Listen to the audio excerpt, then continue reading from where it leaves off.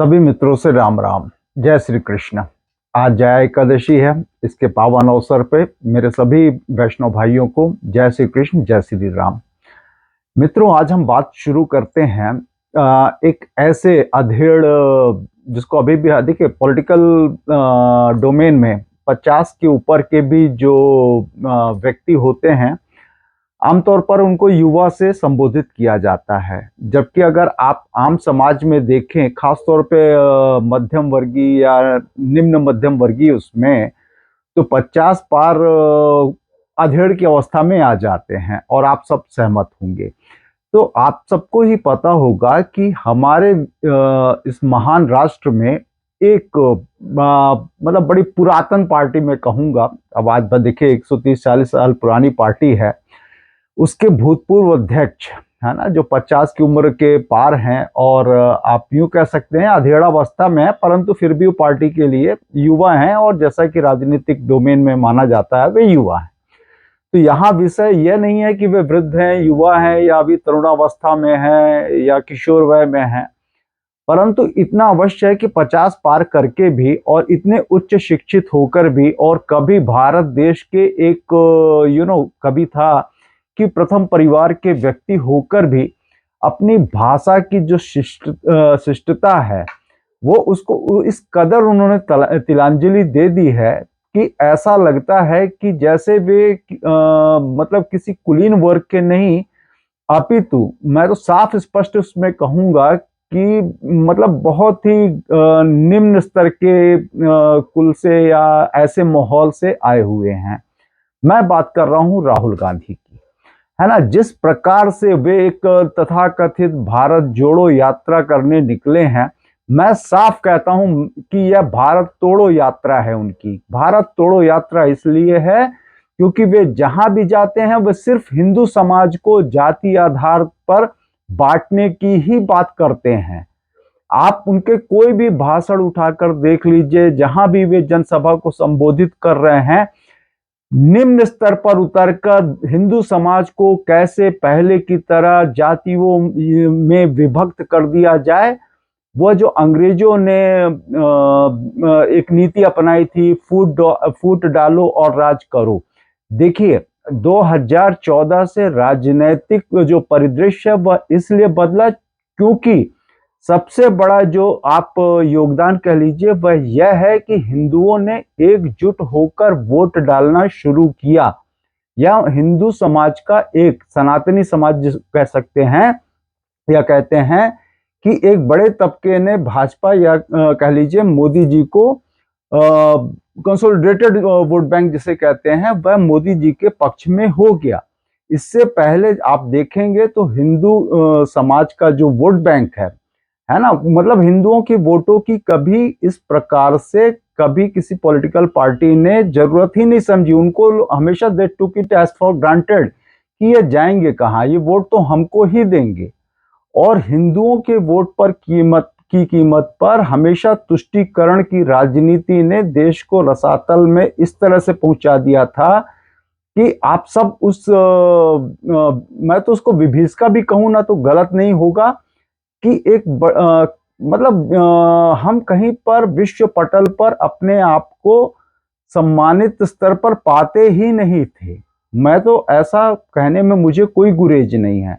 आज भारत विश्व की अगर 5वीं सबसे बड़ी अर्थव्यवस्था है और अपना लक्ष्य तीसरी सबसे बड़ी अर्थव्यवस्था बनने की ओर अग्रसर है, तो मैं यह साफ कहता हूं कि इसमें मोदी जी की दूरदर्शिता, और देखिए वे सत्ता में बने हुए हैं तो इसलिए बने हुए हैं क्योंकि कहीं ना कहीं जो इस देश का एक जो बड़ा समाज है, एक जो जिसको आप बहुसंख्यक वर्ग भी कहेंगे तो भी कोई गलत नहीं होगा, आज मोदी साहब को मतलब एकजुट होकर वोट कर रहा है, उनके साथ खड़ा है।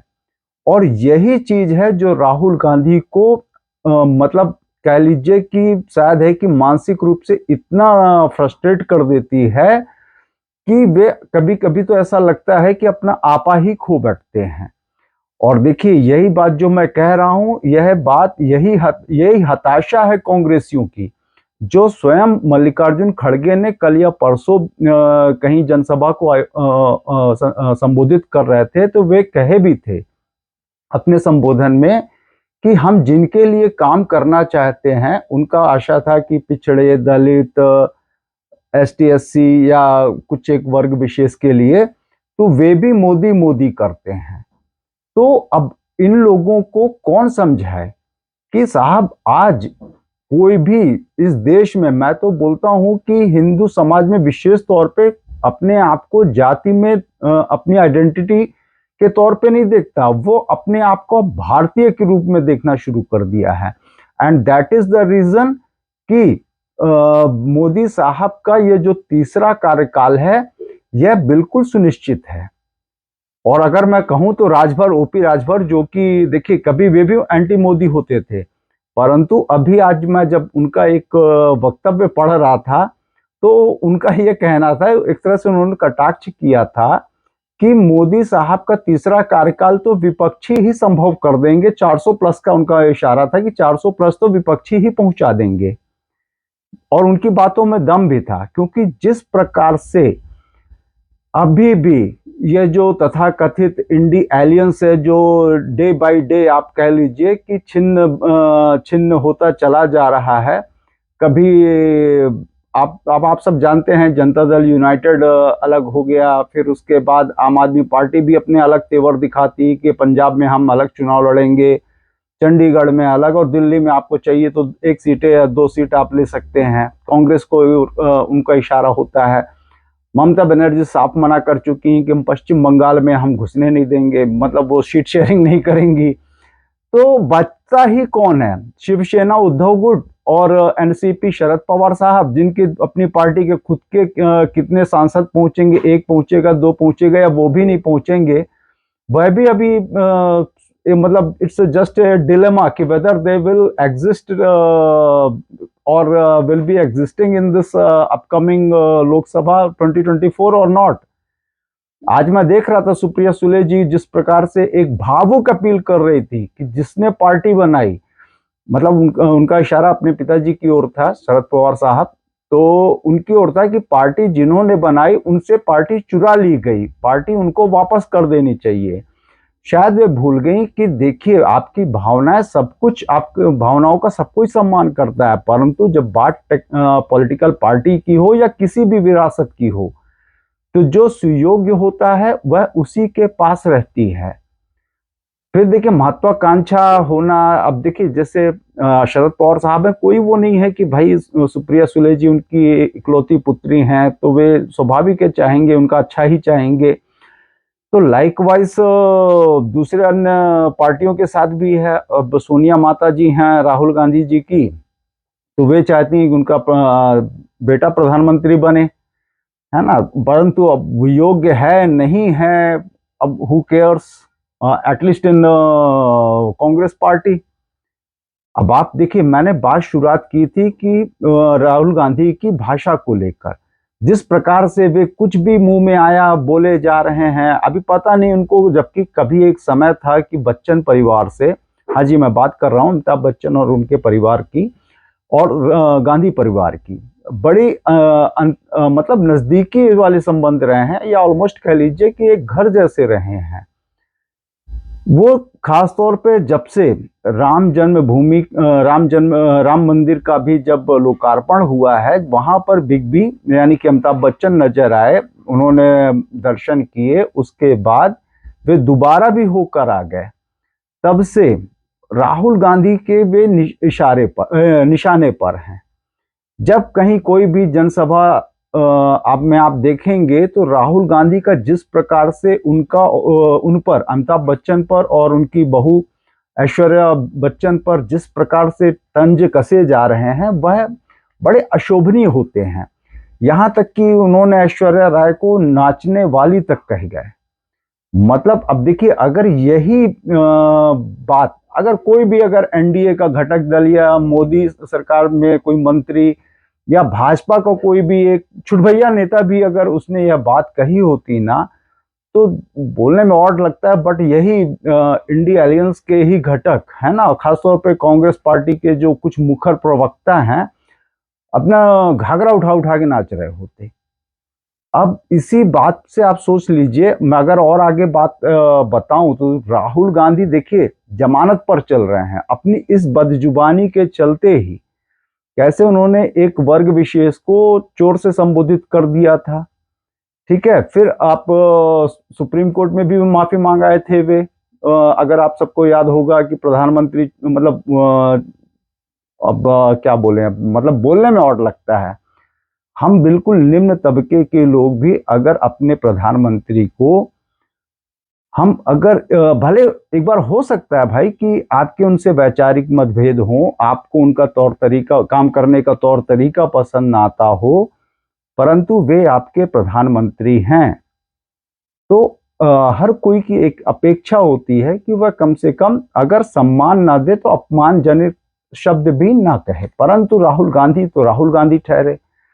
उनको आज भी और उनकी पार्टी के कुछ लोगों को आज भी ऐसा लगता है कि इस देश पर राज करने का एक छत्र अगर अधिकार किसी के पास है तो वह और एक उनका परिवार ही है, मतलब कि गांधी परिवार ही है। चाहे जवाहरलाल नेहरू रहे हों, फिर उनकी बेटी इंदिरा गांधी रही हों, फिर उनके सुपुत्र राजीव गांधी रहे हों, और सोनिया मैडम तो सुपर पीएम तो थी ही। कैसे उन्होंने सरकार चलाई थी हर कोई जानता है, कोई ये बात छुपी नहीं है। तो देखिए उस बात की टीस, मतलब एक जो साइकोलॉजी होती है कि देखिए जब आदमी कोई हताश हो जाता है, जब उसको पता है कि कोई चीज, जब उसको ये लगने लग जाए कि वह उसी के लिए ही है परंतु अब फॉर सम और द अदर रीजन उसको नहीं मिल रही है, तो वह फिर झुंझलाहट में, फ्रस्ट्रेशन में जिस प्रकार का आचरण करता है या वक्तव्य देता है, अपनी झुंझलाहट दिखाता है, अपनी व्यग्रता दिखाता है। तो आप हाल फिलहाल जिस प्रकार से राहुल गांधी जनसभा को संबोधित कर रहे हैं अपनी इस भारत तोड़ो यात्रा में, आप सुन लीजिए, आपको समझ में आ जाएगा। प्रभु श्री राम से उनका जो विरोध है वह आज का है और आज का नहीं है। वह मतलब आप उनके जवाहरलाल नेहरू जी के समय से ही अगर आप देख लेंगे, दस्तावेज भी उपलब्ध हैं, पढ़ लेंगे तो जो सनातनी देवी देवता हैं उनके प्रति जो उनका एक पूर्वाग्रह है या कह लीजिए कि असम्मान की भावना से देखा जाता है, जिस प्रकार से वह उनके भाषणों से ही पता चल जाता है। मैंने अपने पहले के वीडियोस में भी बताया कि अभी अभी का अगर लेटेस्ट बता दूं तो वे राम मंदिर को लेकर, जय श्री राम के नारे को लेकर इतने ज्यादा अपना संतुलन को, मानसिक संतुलन खो बैठे कि उन्होंने एक तरह से सबको श्रापित कर दिया कि भूखे मरोगे, सबका टाइम आएगा।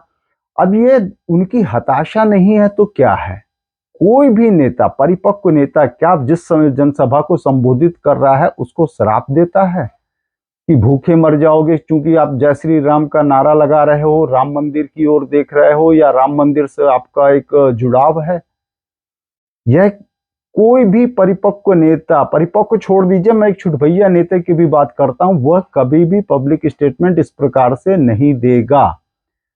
तो चाहे राहुल गांधी को कोई, I don't know who are दोस्त, मतलब जिनको उनमें एक कोई बड़ा राष्ट्र निर्माता या आई डोंट नो, मतलब देखिए कैसे भी करके नेता नजर आता है, अपना घर तो वे एक रख नहीं पा रहे हैं। अब जैसा सुनने में आ रहा है ना, कोई इसका वो नहीं है, इसलिए मैं पूरे खम ठोक कर नहीं बोल सकता कि उनकी अपनी बहन से उनकी शायद है कि उन्हीं एक बार भी उनकी यात्रा में नजर नहीं आई। माता का मैं एक बार मान सकता हूं कि भाई चलो 80 के आसपास की उम्र है तो शायद है कि वे उस प्रकार से उसमें शामिल ना हो सकें, सम्मिलित ना हो सके उस यात्रा में। परंतु बहन तो उनकी उनकी ही उम्र की 1-2 साल आगे पीछे हो सकती हैं, वे एक बार भी नजर नहीं आई, ना उनके जीजा श्री नजर आए।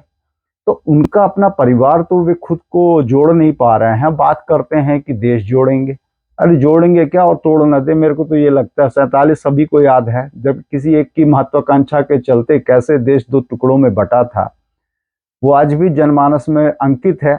अब उभर के आने लग गया है, अंतर इतना ही है। सोशल मीडिया का युग है।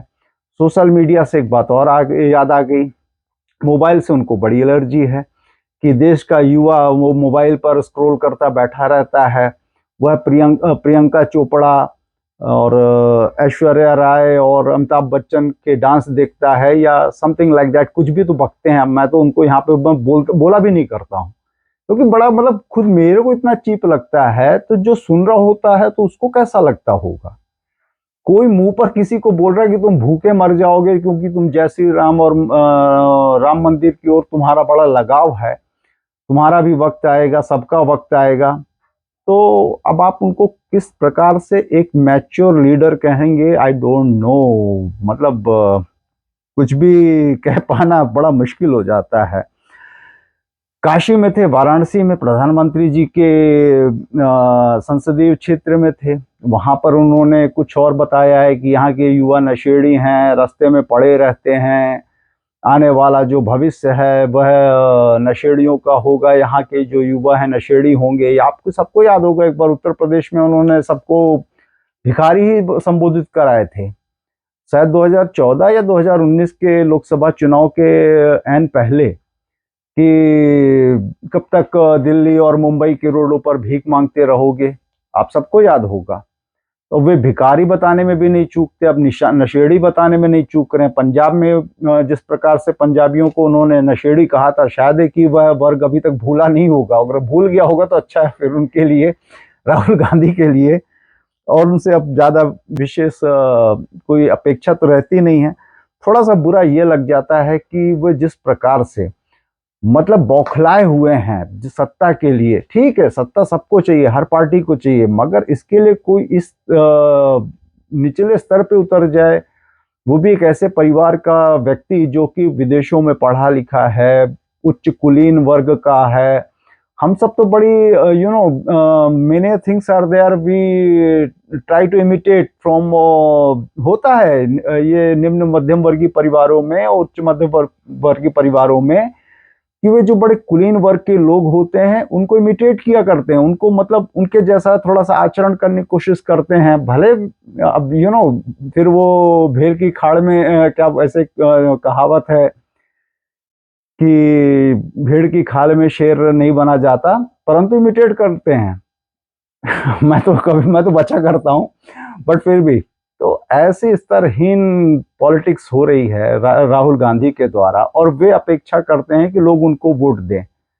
मुझे तो नहीं लगता कि मैं जो आज भी अपने स्टेटमेंट पर कायम हूं कि कांग्रेस 24 से 30 के बीच में उसकी टैली होगी, और अगर समाजवादी पार्टी से उनकी एलियंस टूटी, जैसा कि अभी सूत्रों के हवाले से खबर है, इसलिए मुख्य रूप से मैं नहीं कह पा रहा हूं कि अगर यह यहां से भी गए तो शायद है कि 20 के आसपास के ऊपर कांग्रेस की टैली नहीं जाएगी, कांग्रेस की गिनती 20 के ऊपर नहीं जाएगी। सोचिए अब अमेठी में थे राहुल गांधी, और मतलब जिस प्रकार से मैंने विजुअल्स देखे उनकी जनसभा का, तो उससे ज्यादा तो मैं यहाँ पे जब कभी ट्रांसफार्मर बनता है कहीं भी गांव खेड़ों में आसपास आपने देखा होगा, तो उससे ज्यादा लोग ट्रांसफार्मर बनते हुए देखने के लिए आपको नजर आ जाएंगे, जिस प्रकार से उनकी जनसभा दिख रही थी। इसके बीच में खबर आई कि वे रायबरेली पहुंच रहे हैं, जहां से उनकी माताजी ने टाटा गुड बाय कर लिया है।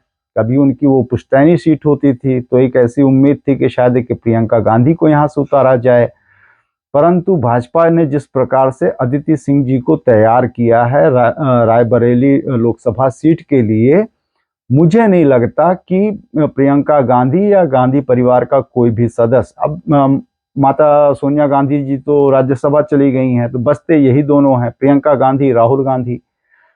तो ये दोनों कोई रिस्क लेना चाहेंगे। अमेठी से स्वयं राहुल गांधी भी अगर दोबारा अपना भाग्य आजमाना चाहें, तो मैं तो कहूंगा कि बहुत बड़ा उन्होंने कलेजा दिखाया। जब वे अमेठी पहुंचे उसके ठीक एन पहले स्मृति ईरानी भी वहां पहुंच चुकी थी। 4 दिवसीय दौरा स्मृति ईरानी भी कर रही हैं, और स्मृति ईरानी जी जिस प्रकार से इवन की 2014 का लोकसभा चुनाव हारने के बाद भी अमेठी के लोगों से अपना जुड़ाव रखने में सफल हुई थी, उसी की परिणति थी कि 2019 में उन्होंने राहुल गांधी को हरा पाई थी, और वैसा ही जुड़ाव उनका आज भी अमेठी की जनता से बना हुआ है। तो मुझे नहीं लगता कि राहुल गांधी या प्रियंका वाड्रा कोई भी रिस्क लेंगे इन दोनों लोकसभा सीटों पर चुनाव लड़ने का। बाकी वे जननायक तो हैं ही, और अगर ट्विटर पर इलेक्शन हो तो वे तो भारी मार्जिन से जीतने वाले हैं। हो सकता है कि 400 पार कांग्रेस अकेली चली जाए अगर ट्विटर पे, एक्स पर अगर चुनाव हो तो। चलिए साहब, अच्छा इसके बीच में एक और भी इनसे जुड़ी हुई एक बात है कि जो इनकी एक भारत तोड़ो यात्रा चल रही है, इसमें अखिलेश यादव जी ने भी अपनी दूरी बना ली। अभी तक तो वे भी नजर नहीं आए, जबकि शायद है कि अब आखिरी चरण में होगा यूपी में उनकी यह भारत तोड़ो यात्रा, वे भी नजर नहीं आए हैं। और शिवसेना उद्धव गुट की एक जो नेत्री हैं प्रियंका चतुर्वेदी, उन्होंने तो साफ कह दिया कि यह कांग्रेस की अपनी निजी यात्रा है। इसका जो इंडी गठबंधन है उसके जो घटक दल हैं उनसे कोई भी लेना देना नहीं है। अब अपुष्ट सूत्र हैं, इसलिए मैं अभी बोल नहीं रहा हूं कि एक तरफ उद्धव ठाकरे भी इस का भी मंडोलारे वाली स्थिति है। बस वे नरेंद्र मोदी जी की ओर बड़ी आशा भरी नजरों से देख रहे हैं कि कब मोदी साहब की हरी झंडी मिले और वे एनडीए का वापस से हिस्सा बन जाए। खैर अभी यह मैं कपोल कल्पना ही मान रहा हूं, जब तक कि आधिकारिक रूप से या तो उद्धव ठाकरे गुट या एनडीए से कोई आधिकारिक खबर ना आ जाए। आगे बढ़े साहब, तो समाजवादी पार्टी में भी भगदड़ मची हुई है। भगदड़ में देखिए अभी दो मुख्य नेता ही हैं। एक स्वामी प्रसाद मौर्य जो अपने राम विरोधी या सनातन विरोधी बयानों को लेकर अक्सर चर्चा में रहते थे। कभी भाजपा के भी वे सांसद होते थे, नेता होते थे, परंतु बाद कालांतर में वे समाजवादी पार्टी ज्वाइन करते हैं। और हालांकि उनकी बेटी आज भी भाजपा से सांसद है, और बाकायदे अक्सर उनके वीडियोस देखे मैंने पूजा करते हुए अपने सभी देवी देवताओं की। तो ये साहब स्वामी प्रसाद मौर्य समाजवादी पार्टी छोड़ गए, अलविदा कह दिया उन्होंने। तो देखिए, और हाँ, एक और मुस्लिम नेता हैं सलीम शेरवानी, उन्होंने भी समाजवादी पार्टी को अलविदा कह दिया। कारण क्या है? कारण यह है साहब कि लोकसभा चुनाव में कोई भी जो ये सब नेता हैं एनडीए के विरुद्ध रिस्क नहीं लेना चाहते, जो मुझको समझ में आता है। आप लोग अगर सहमत होंगे तो प्लीज बताइएगा। कोई भी नेता, चाहे वह इंडी गठबंधन का कोई भी घटक दल का नेता हो, जल्दी रिस्क लेने के लिए तैयार नहीं है अनटिल एंड अनलेस उसको कोई एक सुरक्षित सीट ना ऑफर की जाए। यह मेरा अपना मानना है, आप लोग प्लीज बताइएगा कि आप सबको क्या लगता है। फिर वे चाहे मतलब अब सोनिया गांधी जी अगर अपनी सुरक्षित सीट छोड़कर राज्यसभा के जरिए संसद में एंट्री कर रही हैं, तो बाकियों की मनस्थिति आप समझ सकते हैं।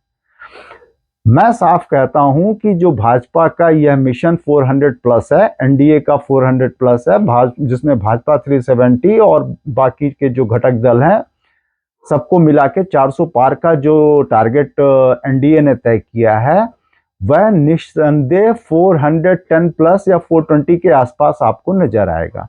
तो उसकी कीमत ये नेता जो हैं, चाहे वो फिर स्वामी प्रसाद मौर्य हो या सलीम शेरवानी हो, क्यों नहीं चुनाव लड़ना चाहते?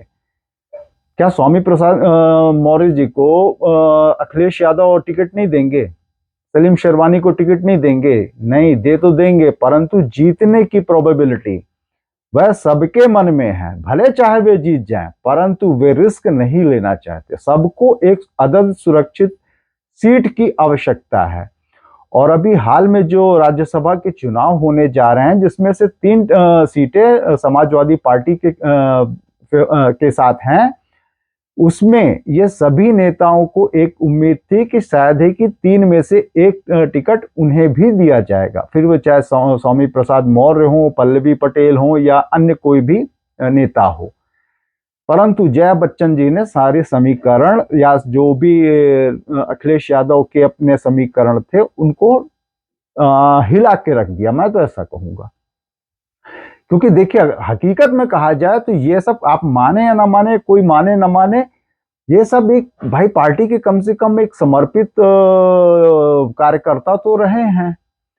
भले चाहे सलीम शेरवानी बतौर सांसद रहे हैं, ये स्वामी प्रसाद मौर्य एमएलसी रहे हैं, और अखिलेश यादव की ही सह पर ही मैं कहूंगा कि वे जितने भी एंटी सनातनी, एंटी राम या एंटी रामचरितमानस जो भी बयान देते थे वो इनकी शह पर ही देते थे।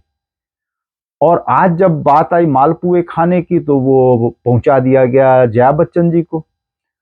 और जया बच्चन जी कौन सी ऐसी कर्मठ मतलब कार्यकर्ता रही हैं समाजवादी पार्टी के, आई डोंट नो कि क्या वैल्यू ऐड करती हैं वे समाजवादी पार्टी को कि for the 6th term it will be if she is elected, तो ये उनका कंसिक्यूटिव 6वां टर्म होगा राज्यसभा में। तो इसके बात का जवाब तो या तो अखिलेश यादव जी के पास होगा या राम गोपाल यादव जी के पास होगा या उनके चाचा शिवपाल, वैसे शिवपाल जी के पास तो शायद ही होगा, परंतु यस इन दोनों के पास ही होगा। और यही सवाल का उनसे जो उनका आम कार्यकर्ता है वह पूछना चाहता है। और देखिए साहब यही तो फिर बात होती है कि जब आई बात मालपुआ खाने की तो आपने उठा के उसको दे दिया जिसने आई डोंट नो क्या किया पार्टी के लिए, क्या नहीं किया, ये तो सिर्फ पार्टी का मुखिया ही बता सकता है।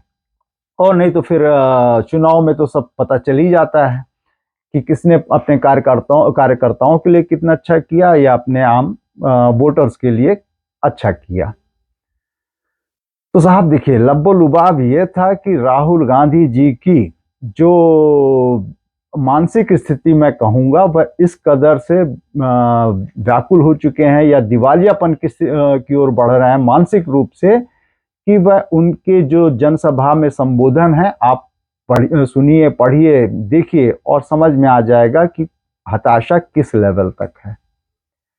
फिर वह मल्लिकार्जुन खड़गे जी का यह कहना है कि हम किसी के लिए कुछ करना भी चाहते हैं तो वे भी मोदी मोदी करते हैं, या फिर उनके जो दूसरे उनके साथ के घटक दल हैं उनके साथ उनके क्या इक्वेशंस हैं, फिर वो चाहे बिहार हो, फिर वो चाहे पश्चिम बंगाल हो, पंजाब हो या अन्य कोई भी सूबा हो, स्टेट हो, आप वहां से सब समझ सकते हैं। आई होप एंड बिलीव कि आप सबको संवाद अच्छा लगा होगा। संवाद अच्छा लगा होगा तो प्लीज लाइक करना बिल्कुल ना भूलें, और चैनल पर पहली बार हो तो सब्सक्राइब करना भी बिल्कुल ना भूलें। जय हिंद, वंदे मातरम, जय जय श्री राम।